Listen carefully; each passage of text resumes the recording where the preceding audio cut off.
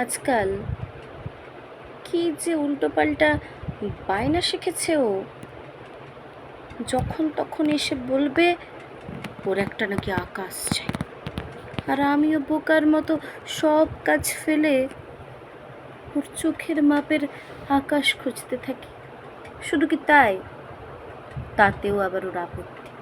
এটাতেও বলে মেঘ ভর্তি, তো এটাতেও একঘেয়ে আলো।